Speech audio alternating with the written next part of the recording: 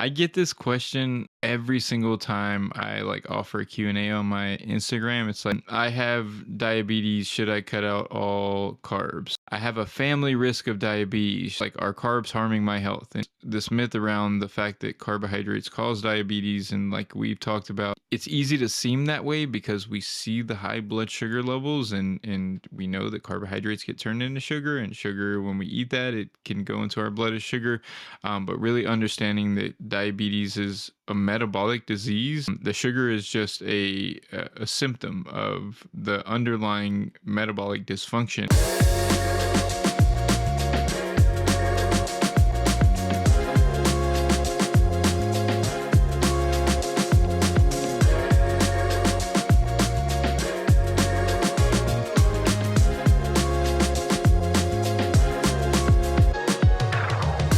Dr. Adrian Chavez is a nutrition scientist, educator, and consultant dedicated to making evidence-based health information accessible.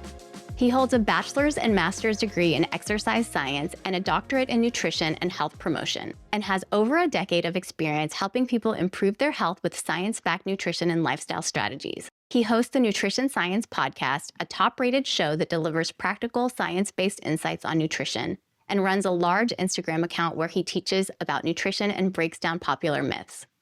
Dr. Chavez is my go-to for nutrition information. He has guided me through my own personal nutrition journey, and I deeply value his no BS approach in a nutrition landscape crowded with grifters and self-proclaimed experts.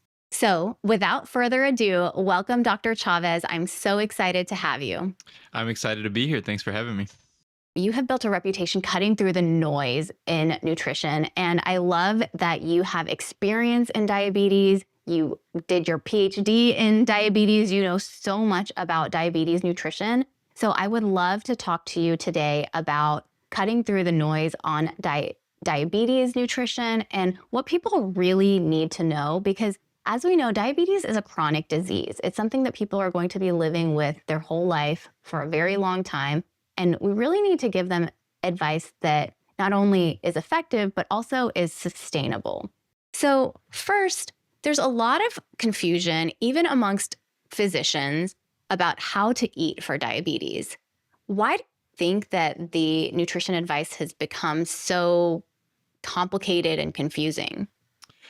I think one of the big reasons is that it is complicated and confusing. Like nutrition, although there are simple principles and foundational factors that do matter across the board, there are a lot of variations based on someone's individual genetics, based on their preferences. You'll see individuals who improve their diabetes control with a low carb diet, with a vegan diet, with intermittent fasting. And so you see all of these various messages, and there's a lot of approaches that can work. And so I think a lot of the confusion comes around people, when they find an approach that works for them, they often tend to sell that approach as the approach that should work for everyone. So someone will go on a low carb diet, their diabetes control will improve. They get excited about that. They want to tell everyone else about how effective a low carb diet is. And these messages are what catch, a lot of virality online and social media, is, these stories of people who have these great transformations. But science isn't as sensational. And when we actually look at the scientific literature, we see that there's a variety of different approaches that can work, and really there's some underlying foundational principles that really matter most. But these things aren't as sexy as saying, just cut out all carbohydrates, or go on a low-fat vegan diet. And some of these more extreme approaches often tend to produce results more quickly. So if you go on a very low-carb diet, you cut out all carbohydrates, that's going to lead to improvements in blood sugar control for a lot of people, and quick weight loss that happens in a month. And so people get really excited about these things, and often that's one of the reasons that some of these more extreme, more sensational approaches tend to be more a part of the conversation, as opposed to the more balanced, scientifically driven principles. Yeah, I think that's such an important point, because health is nuanced. I think that, yes, there's a lot of viral, like, viral content, right? And viral content is often a snippet or a short story or a portion of the story or Mhm. things that just aren't the complete picture. And those are the things that spread like wildfire, but really nuanced health information that takes years of training to understand. Like those, that is just not viral content. It's not as interesting. It's not as sexy. It's not a quick answer to a very nuanced question. So I think that it's important to talk about because a lot of people get into that trap of the virality of the content that's out there, of the content that their feed is distributing to them, as opposed to like a really nuanced conversation that's personalized to them. So thank you for talking about that. And I think that's sort of the goal, like why you and I ended up on social media, right? To sort of introduce that nuance back in and be a balanced source of information after years of training and years of experience. You mentioned that there are some core principles, kind of when you were talking about that. What are maybe some core principles that people could consider when they're thinking about overall health, especially if they have diabetes? There's two ways that I would look at nutrition for improving blood sugar control. So there's the acute improvements in blood sugar control. So like what we can we do on a day-to-day basis in terms of changing our dietary pattern, changing our meal structure, those type of things that can improve those blood sugar fluctuations and improve those variations on a day-to-day basis. And then there's the things that are going to improve blood sugar control over the long term. And that typically relies on improving underlying metabolic health, and that in many cases, and again, this there's variation in what causes someone to develop diabetes, but in many cases, that's going to be losing a little bit of weight. That's going to be creating a bit of a calorie deficit because oftentimes a lot of people see high blood sugar and they associate that with eating too much sugar or eating too many carbohydrates. But the blood sugar, the reason that it remains high is not because someone's eating too many carbohydrates or too much sugar. It's that underlying metabolism that isn't able to deal with those carbohydrates and that glucose that's coming in through the diet. And so improving that underlying metabolic health is what needs to happen long term in many cases. And in many cases that relies on getting into a calorie deficit, losing a percentage of body weight. And when I say that, I know a lot of people don't like to hear that. And often people, when they hear that message, it seems a bit daunting because a lot of people think I have to, become quote unquote normal weight or have a BMI under 25 to have good blood sugar control. But in many cases, it's just a small amount of weight loss that's necessary to see significant improvements in blood sugar control. Usually, like 5-7% of weight loss can produce that, and the calorie deficit that leads to the weight loss. So let's say, for example, and what a calorie deficit is when you're eating less calories than your body needs in a given day. So if your body's using 3,000 or 2,500 calories of energy on a day and you consume 2,000 calories, you're going to create a 500 calorie deficit. And that deficit in that day is going to improve your blood sugar control because your body's going to have to utilize some of that stored energy and some of that blood sugar, some of the stored glycogen that you have, some of the stored fatty acids that you have that can interfere with blood sugar control. So the calorie deficit typically is an important thing for long-term improvement. Within the short term, dietary pattern is really important. So, how, like, when are you eating your meals? So, the schedule of when you eat your meals. So, kind of spreading that out throughout the day, having a good schedule where you have some time between your meals. It's not too much time to where you're getting too hungry, but they're a bit spread out. They're spread out throughout your day, and then also within the meals, just making sure that you're limiting the amount of carbohydrates that you're eating that don't contain fiber. So that's one of the biggest things. It's not that carbohydrates are A bad thing is that when we consume a lot of carbohydrates that have been stripped of their fiber, because most carbohydrate sources in nature come along with fiber, and a lot of what the carbohydrates that Americans are consuming are mostly refined carbohydrates that are very low in fiber. And this fiber is important because it helps blood sugar control, it helps slow down digestion, and it can improve insulin sensitivity as well. The fiber itself can have positive effects on insulin resistance and insulin sensitivity.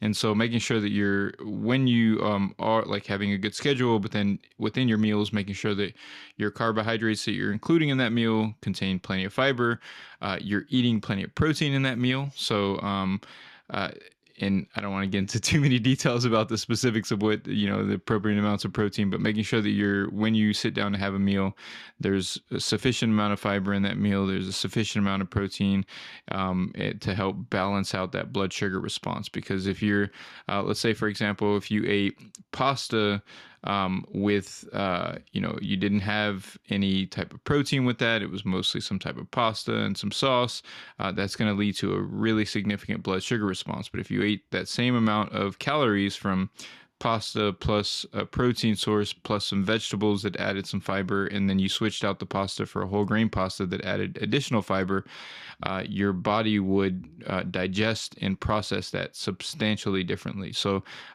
eating those more balanced meals that contain plenty of fiber, that contain protein, fruits and vegetables, that is within the day usually the most important thing to regulate blood sugar within the day. And then making sure that over the course of time you're eating the right amount of calories to improve that underlying metabolism over the long term. Yeah, and I think that you touched upon this when talking about calorie deficit and fat loss.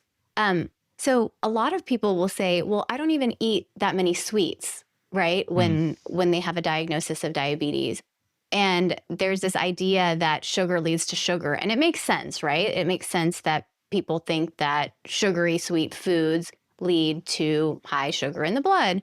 But really, it's that underlying insulin resistance in type 2 diabetes, which is the most common type of diabetes, that leads to the high sugar. And having excess body fat can lead to insulin resistance. Also, excess dietary fat can lead to insulin resistance.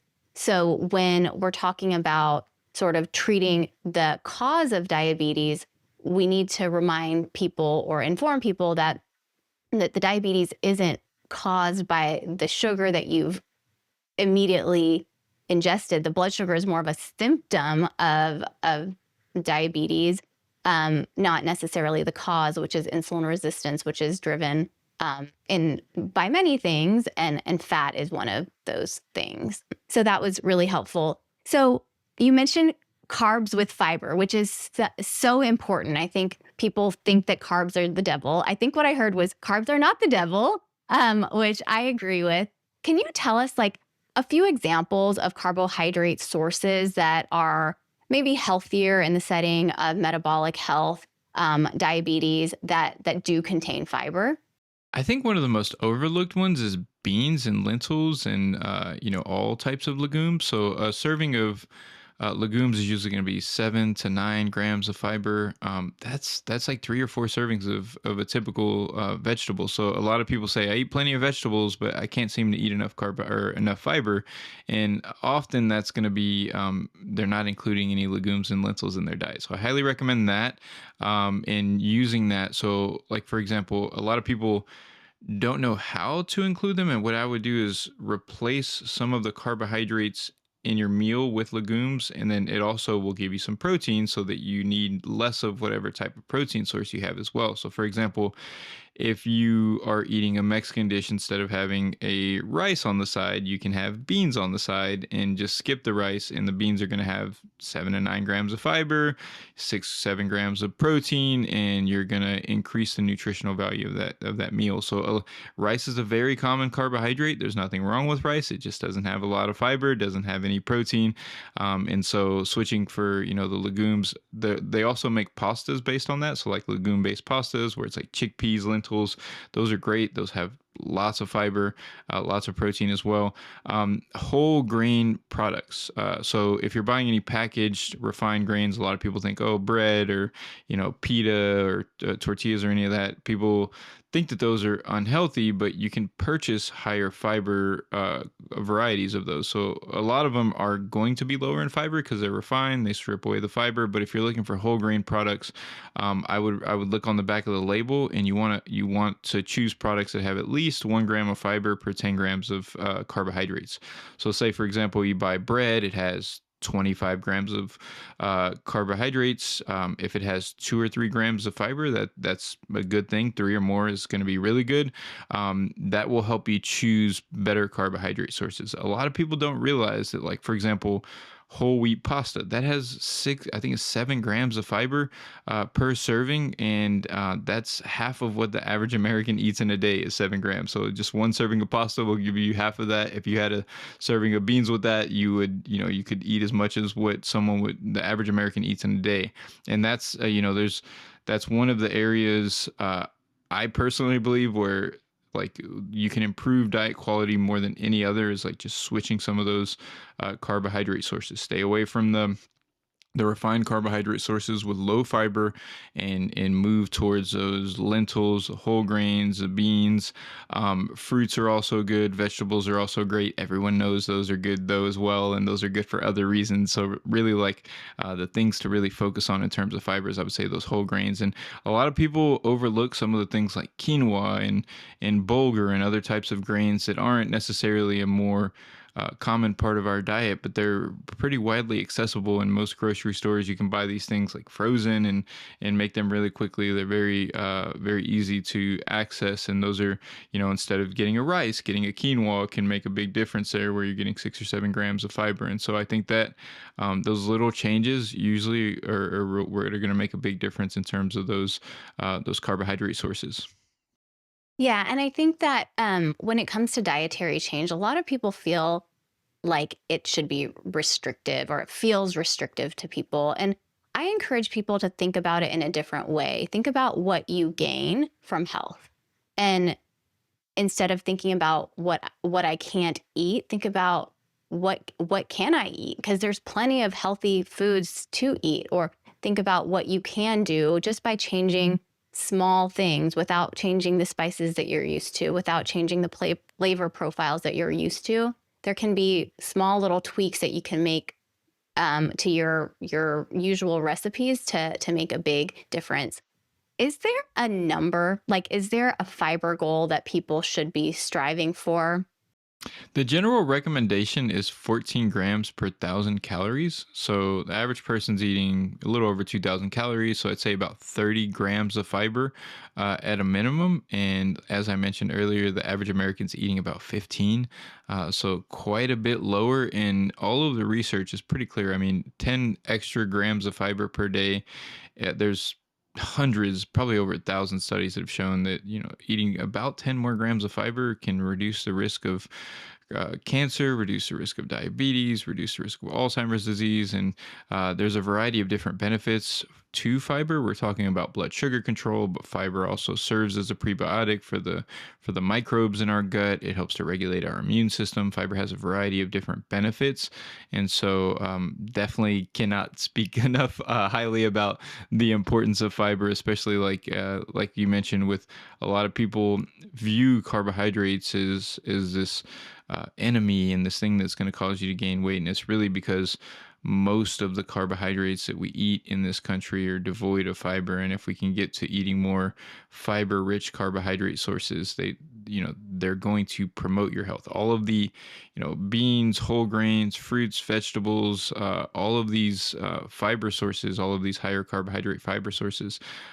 they're all associated with positive health outcomes. When we look at the research, there's no studies that show that when people eat more lentils and beans, there's negative effects on their health. They're all positive. And so when people demonize carbs, it's very clear to me that they don't read scientific research, and they're not familiar with the actual studies in this topic. Because when you go through and actually read the research in these fields, it's that you can't say negative things about these natural carbohydrate sources. It's really honestly, what a lot of people are classifying as carbohydrates aren't actually carbohydrates. So that's another important thing, is because a lot of people say, oh, I can't eat carbs, and they will, when you ask what they're referring to with carbohydrate sources, they'll say it's, donuts and cakes and cookies, and these are not carbohydrates. These are just calorie bombs of carbohydrates and fat.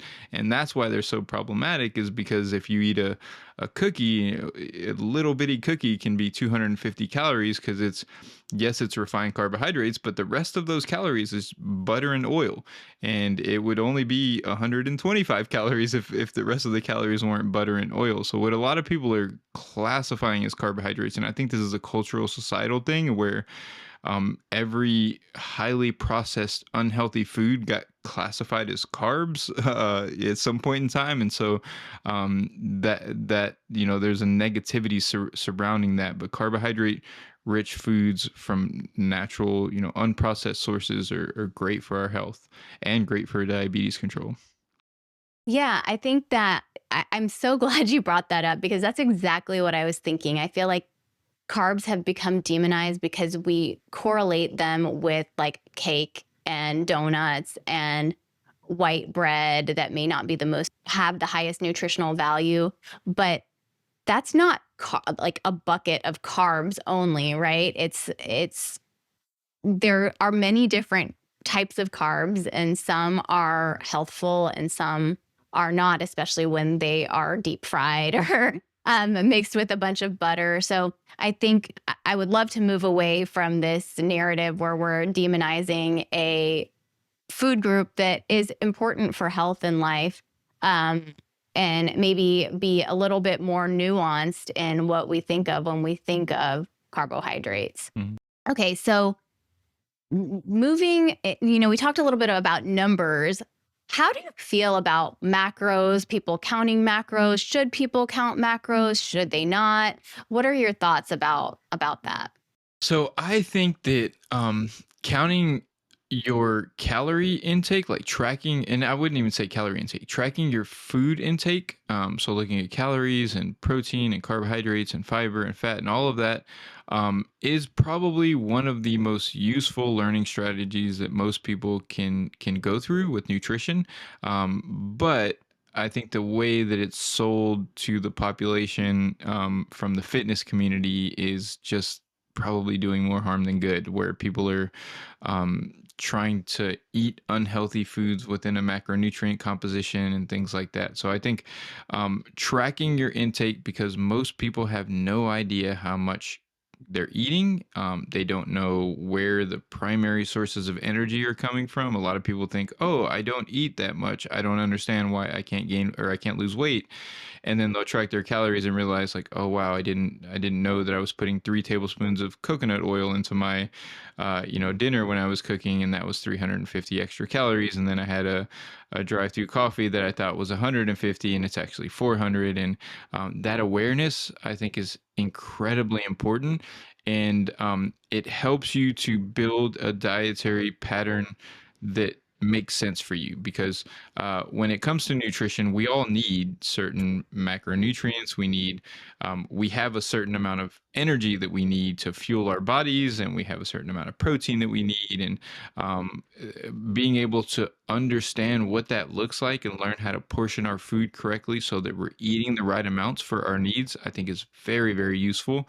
And so when you talk about like tracking macros, I often recommend it to clients for a period of time, 4, 6, 8 weeks, to learn how to make better choices, to learn the right proportions of foods, to be able to, like, when you're, as I mentioned a second ago, like creating a meal where you're putting having the fruits and vegetables and having the protein, learning how to portion that out correctly, because we often don't know what the correct portions are for us unless you've tracked at some point in some way. So I highly recommend it as a learning process and tool. I do not recommend it as something that people do forever, and I also don't recommend it for people who have a negative relationship with food already, because that can lead down a path where food becomes a numbers thing, and it you lose the actual joy of eating, you lose the sight of the actual like nutritional composition of the foods, and people tend to try to get really fixated on trying to eat a low amount of calories and just stick to that. And I don't like it when it goes down that direction. So if I'm working with someone, I usually try to assess that. But it's a great learning tool to understand, are you eating enough protein? Are you eating enough fiber? There's a lot of people who will say, oh, I'm eating plenty of fiber. I eat fruits and vegetables. And then they track and they're like, they're actually eating 12 grams. I actually had a client just recently who she was eating about 18 or so. And we're like, okay, we need to get you up to about 30. And she thought that she was eating about 30. But once you start tracking and realize that, so the numbers matter, because that's what impacts our health. Like when it comes to what we eat, how many calories matters, how much protein matters, how much fiber matters, and so learning how to just build dietary habits to make sure that we're meeting those needs, I think, is incredibly important. But I don't like it when people get trapped in feeling like they have to track all of their food forever. Track to learn how to build better habits, and then just maintain those habits in over time, and you don't really have to worry about it so much after that. So I think that's really, really valuable information, in that calorie counting can be really, really effective. Um, and we have to use it with discretion. However, I would like to talk more about how to calorie count, because we do see people who think they're calorie counting. They think they're eating X number of calories, but they may not be calorie counting exactly correctly. So it's really important for people to weigh and measure their food, and to accurately calorie count. So what do you tell people when you are encouraging them to calorie count, to ensure that they actually are doing it correctly? Because it is a huge, it's a huge mental weight to calorie count. It takes a lot of energy, time. It's not an easy thing to do when you're doing it correctly. And it's not even easy when you're not doing it Yeah. correctly. So I think that people really, if they're going to do it, they kind of need to go all in and do it correctly. Otherwise, they're giving themselves bad information and making decisions off of bad information. So can you tell us a little bit more about that? Yeah, I agree with that. Something I want to say, I usually frame it as food tracking instead of calorie counting, because I want people to focus more on than on just the calories. And then the other side of it is really explaining that what you just said is, if you are doing it inaccurately, you're essentially just lying to yourself, because you get numbers at the end of it, and those numbers are not accurate, and um, everyone undercounts when they don't do it accurately. So let's say you're estimating your portions, that's usually going to lead to underestimation. So and I see this very often. People say, I tracked my food intake. I was eating the number of calories that I'm supposed to be eating to achieve weight loss, but I wasn't able to. And then you dig in more and you say, okay, did you weigh and measure? Did you weigh all your food? And it's usually a no. It was like, oh, I was just estimating. And it's like, okay, well, that's alone is going to be a 20%, at least 20% of, error there. And then, the next question is, did you track every bite that you had? Did you track every drink that you had when you finished your kids' dinner because they left 3 bites? Did you track that? Or did you not track that? And usually people don't track those things, and that, like you mentioned, it leads to putting a lot of effort and energy into getting numbers that aren't accurate.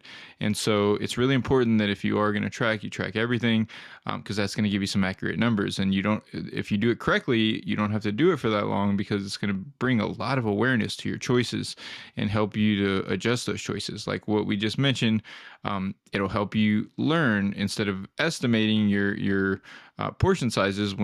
weigh your food, you're now going to know what a portion size looks like. And so you see, okay, I'm eating a cup of pasta, and you think that's what you're eating, but then you weigh it and you realize, like, okay, you're eating a cup and a half, and you thought that was a cup. And that's going to help to recenter realistically what portion sizes are, and then also the awareness around when you're eating foods that mindlessly throughout the day.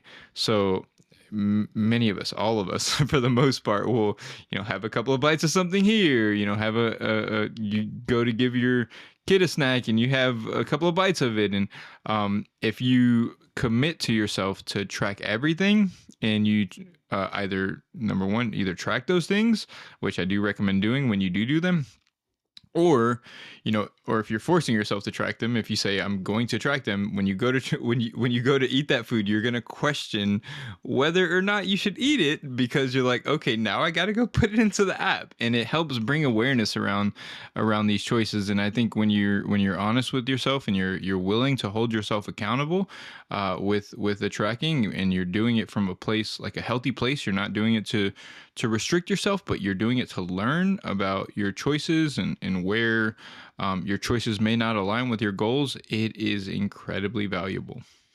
Yeah, and I think that calorie tracking, when done right, can be extremely helpful. It's not something that you have to do forever, nor do I really think that most people should do it Mhm. forever, because it can be just really time consuming and energy sucking. However, it is not for everyone. And I think that if it's something that causes you to spiral, or to um, put yourself down, or you feel like your worth is tied to how well you were able to stay within a calorie limit, then it's the negative effects are perhaps more than the Mhm. positive. It's really useful when it's an objective tool, but a lot of us can't do that. A lot Mhm. of us can't keep it objective. We get wrapped up in it. And so if you're thinking about calorie counting, I think it's really important to be very honest with yourself about how you feel about it and what it does to you, and not just being honest with yourself at the outset, but also as you're doing it. Is it interfering with my relationship with myself or and food? Or is it really giving me an objective tool? And what I've found in my practice is that for some reason, men sometimes can be more objective about this than women. And I think we could go into all of the cultural reasons for that. And so I think that um, it's just something to really consider Mhm. thoughtfully before just saying, okay, I'm going to start calorie counting tomorrow. Mhm. You need to think about how you're going to do it, how it's going to impact your mental health, whether you have the mental space to do it well. Because if you don't, it's not the right time, and that's Mhm. okay. Because it's worse to do it inaccurately and incorrectly, and to be beating yourself up about it. Okay, so we talked about calorie restriction.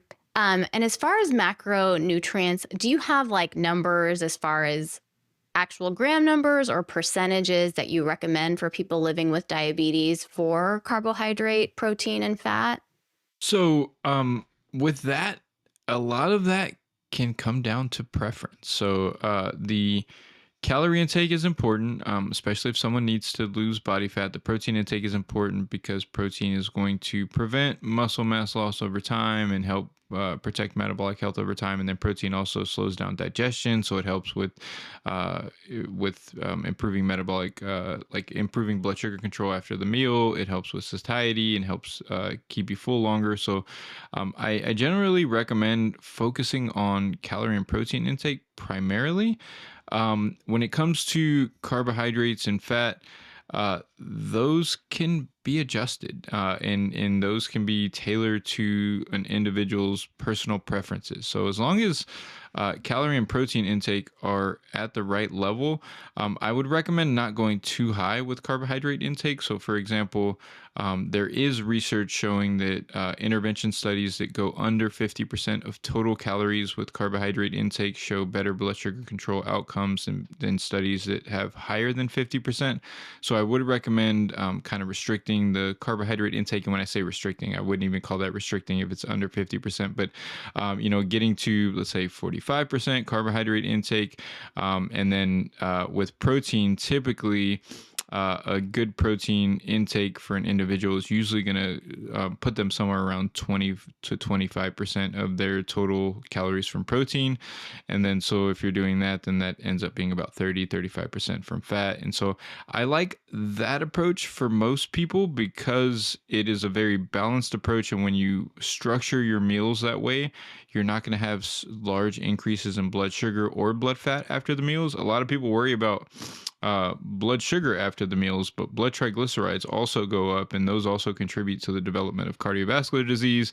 And this just gets ignored because we don't have continuous blood triglyceride monitors to put people on. And so I feel like one day when when we do have those devices that measure triglycerides continuously, that'll become more of a something that people focus on more. But those balanced meals will minimize the high fluctuations in blood sugar or triglycerides. They'll keep people more full. So I tend to prefer that approach.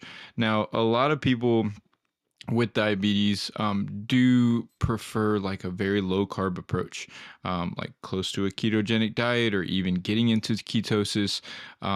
For like for appetite regulation, I've heard a lot of people, and this is just it depends on the person. I've heard some people say that they felt miserable trying to do this, but I've also worked with many people who said, when I really cut down the carbohydrates to, 10% of total calories and really restricted those, I was just less hungry. And it helped me to manage my eating intake better, which helped to manage blood sugar better over the long term, led to more weight loss.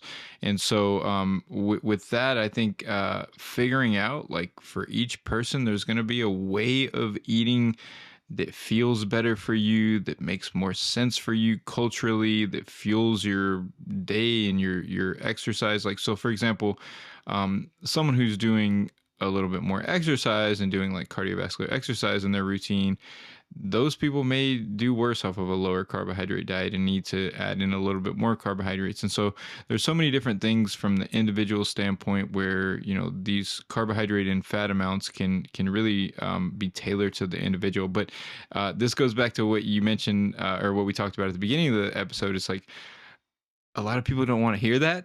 You want someone to tell you, like, okay, this is how many carbs you're supposed to be eating. I get that all the time. It's like, well, just tell me the amount.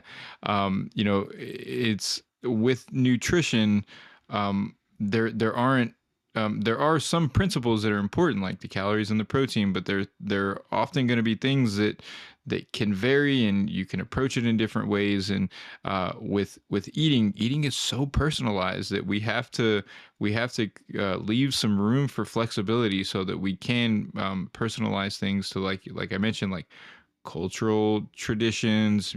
Some people they don't eat meat as a part of their culture, and so like the nutrition choices have to be adjusted accordingly. And all of these things matter because at the end of the day, what's going to work the best is the thing that you can stick to, that helps you meet those underlying principles: eating the right amount of calories, eating the right amount of protein, eating a nutrient-rich diet that has fiber and micronutrients. Like, doing all of that in a way that you can stick to is really the most important. So you can vary carbs and fat and all of that according to individual preference, is the way that I approach it. Yeah, I think so. That's why I asked the question, not to get numbers out of you, but to see the nuance, right? Diabetes looks different, right? There are people living with diabetes with big bodies, small bodies, tall bodies, short bodies, brown, white, black. People with diabetes are so diverse. Cultural backgrounds are so diverse, and all of those things are important. I think that we get into this, like, just give me an easy answer. And the fact of the matter is that we're diverse, and that's what makes humanity beautiful. And diabetes is just the same. It's diverse. Different people have different needs, different bodies, different minds do better with different approaches. And so I think instead of saying, diabetes is X, you need to do Y to fix it, I think we need to look at it from a much more nuanced approach. And I also think that this is where working with individuals like Adrian becomes really, really important. If you do have diabetes, working with somebody who is knowledgeable about nutrition and credentialed and educated and actually is a nutrition expert who understands that nuance is important. They're not just giving you the same piece of paper that they gave the person before you and will give the person after you. It's really important so that you can actually make a plan that's sustainable, because this isn't all fluff, right? Like that your culture matters and all of that stuff. It's not fluff. It does matter. Your cultural background matters, your preferences, your what sits well with you, what doesn't. It matters to make a sustainable plan for you. If, I'm Hindu, if you give somebody a plan that has a bunch of meat in it and they're vegetarian, like, good luck. That's never going to work. They're just going to throw it out their window on the way home and really not make any progress with it. And so I think focusing in on the nuance instead of trying to push people into corners where maybe they don't fit is so important with diabetes, and understanding how diverse diabetes is, and even just the disease process of diabetes, right? Some people have more beta cell function, some people don't. Some people are more sensitive to high fat. Some people have really high risk of atherosclerotic cardiovascular disease. We don't want to put those people on a high saturated fat diet, And so I think that's really, really important. So as we get to the end, I would love to kind of hear from you. What are the biggest myths, or what is the biggest misinformation that you hear about nutrition and diabetes? I think it really comes down to the carbohydrates and sugar one that we've kind of covered over and over again. I get this question every single time I like offer a Q&A on my Instagram. It's like, I have diabetes. Should I cut out all carbs or something along those lines? Or I have a family risk of diabetes. Like, are carbs harming my health? And it's just this myth around the fact that carbohydrates cause diabetes. And like we've talked about, it's easy to seem that way because we see the high blood sugar levels, and we know that carbohydrates get turned into sugar, and sugar, when we eat that, it can go into our blood as sugar. But really understanding that diabetes is a metabolic disease, and it's not, the sugar is just a symptom of the underlying metabolic dysfunction. And there's also high blood fat. If we look at, in most people with type 2 diabetes, there's going to be high blood fat levels as well, high triglycerides, high LDL cholesterol. It's just too much energy that's circulating in the system that needs to be cleared out. And that's where, the nutrition, the calorie deficit can help. I know this is a nutrition podcast, but that's also where exercise is like incredibly important for diabetes control, is really building up that metabolism that can clear out some of that energy and help improve blood sugar control. Sometimes I can't even believe that still is so just such a myth that so many people still believe, given that we have learned so much about nutrition, especially mainstream nutrition now, that people still think that carbs are kind of the devil when it comes to blood sugar. But that just means that we have a lot of work to do Yeah, still. definitely. That was all super, super, super helpful. Is there anything that we haven't talked about that you would like to say or add that you think would benefit our listeners? Yeah, I think another thing that we didn't talk about too much, because I think a lot of the conversation, because I think what does drive most improvements is the calories and the fiber and the protein and the things that we discuss. But dietary quality is also really important. And so when we look at like diets that have higher amounts of fruits and vegetables, more phytonutrients, more color, color rich fruits and vegetables and other plant foods, we see positive benefits from that. We see positive benefits from individual foods as well. Like for example, berries have shown to improve blood sugar control in some cases, and other micronutrient rich foods. And this is just helping the way that our body works in an like just underlying improving the way that our body works. So I know a lot of times, and I'm guilty of this too, is kind of centering the discussion sometimes around these numbers, because these numbers, when we get them right, they have a big impact. But at the end of the day, the overall quality of the diet, and looking at the types of foods that you're eating, and eating micronutrient rich foods that have a lot of color and greens and reds and all purples and oranges, and including a variety of different color rich foods, because these foods, one of the things that fascinated me when I first got into nutrition was the health benefits of these color pigments from all these different foods. Like the purple foods have anthocyanins, and the orange foods have, carotenoids and vitamin A precursors. And when we include lots of these micronutrient rich foods, we show that that improves blood sugar control, but also that it improves our risk of cardiovascular disease, improves our risk of cancer.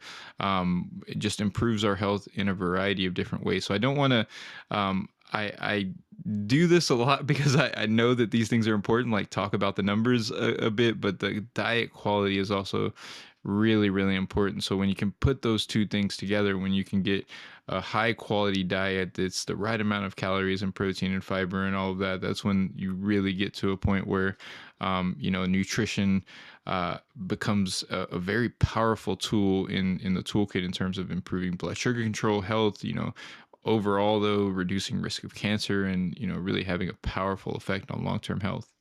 Yeah, I love that you brought that up because food quality is so, so important. And when we get into the numbers, we're thinking about quantity, we makes us feel restrictive. But when we focus on quality, things start to sort of feel easier. Hmm. Like, what types of foods can I eat? Starts to feel, it feels like we're expanded, right? Because we're expanding into all of these nutritious foods that maybe weren't playing a big role in our diet. And when we think of abundance, it's always a nicer way to look at nutrition as opposed to restriction. So I love that. And also, we talk about this long term chronic health disease risk, long term diabetes risk, but also we want to feel good now, right? Hmm. And the ways that we feel good now from a nutritional standpoint are by eating high quality, healthy foods that have fiber, that give us the nutrition and um, the vitality that we want now. So I think that's also something to think about when you're thinking about your diet quality. Is it's also for now. It's not Yeah. just for what's down the road. Oh, definitely. I think one of the most important questions that people don't ask or like check in with themselves enough is like, how do I feel after eating this? And one of the things I hear quite often where people will eat, unhealthy foods, and they're like, oh, I feel so terrible afterwards. And that's why I don't eat those foods. I mean, I will in moderation, but I will. It's pretty easy for me to just check in beforehand and say, okay, I know I don't want to feel that way, so it's easier for me to limit those things. And so really checking in with yourself on how your food choices are making you feel. And if you're making food choices that make you not feel well afterwards, maybe, reconsidering those and really checking in with that so they can help you. Because, sometimes it's really, people think the answer is in some restrictive diet or eating substantially different. And sometimes it's just really like just making more mindful choices around things, and just taking care of yourself, like prioritizing the taking care of yourself in your body, because it's, we're going to be in many situations, especially with the holidays coming up, where we're going to get offered foods and drinks and things that it's just not what's best for your health, and you're going to know that before you make that choice. And oftentimes just really checking in, like, okay, is this choice going to lead me to feel how I want to feel later on today, tomorrow? And if it doesn't, really checking in with, like, how is there a choice that I can make that will be a better option for me in this scenario? And yeah, I think that's a really good thing to emphasize. Like, it makes a difference. And I feel like a lot of people don't know how good they're supposed to feel because they don't eat a quality diet, and they haven't eaten, a diet that's really nourishing their body for a long period of time. Like, if your food is nourishing your body, you're going to feel different. You're going to feel better than if you're eating a diet that is made mostly of highly processed foods that isn't very nutritious. I feel like that is the perfect end note for us. Like, nourish yourself because you are valuable. You're important. Like, the way you feel now is important too. You're not doing this as a punishment. This is for you. It's coming from a place of abundance, so that you can have all of the things that you want. It's all stems from feeling good. Hmm. I think what a major takeaway from this episode is that personalized nutrition is really important. You cannot try to fit into a mold that is created for somebody else. And I think working with Dr. Chavez is a wonderful way to get a personalized approach. If you're a patient in our clinic, we also have a registered dietitian on our team. I think nutrition is such an important piece of diabetes care that is missed pretty much all of the time. I think like 6% of people with diabetes, I think, have diabetes education and Wow. nutrition in their care plan. So it's abysmal, right? And so I think if you do have diabetes, finding someone who's knowledgeable on this topic and can help you create a plan for yourself is super important. So on that note, Adrian, where can people find you? Where can they follow you? Yeah, definitely. So I highly recommend following me. The two best places, Instagram and on my podcast. So Instagram, you can find me at Dr. Adrian Chavez. If you just put Dr. period Adrian period Chavez, you'll be able to find me there. And if you just put that in the search bar, I'll probably come up. And then on my podcast, it's called the Nutrition Science Podcast. And there, if you really like learning about nutrition, I highly recommend going there. We have all of the nuanced conversations like we were having here about different topics. And nutrition is, the main principles of nutrition can be pretty simple of like what we need to be doing, but there's a lot of nuance involved on how to personalize the foundational, principles that are important to your life. And that's where the podcast really goes into more detail about that. So I think those two places will be good. And if you go to my Instagram, you can find links for, working with me, programs, all of that good stuff. Yeah, he is incredible. I follow along everywhere, and I have learned so much from Adrian over the years. And so I hope you guys check him out, and you'll learn so much too. And if you want to check us out, you can check out our website, sacomplete.com, if you want to make an appointment or learn more about us, or follow my Instagram. It's just Dr. Arti Thangudu, my name. Thanks so much, Adrian. Yeah, thank you.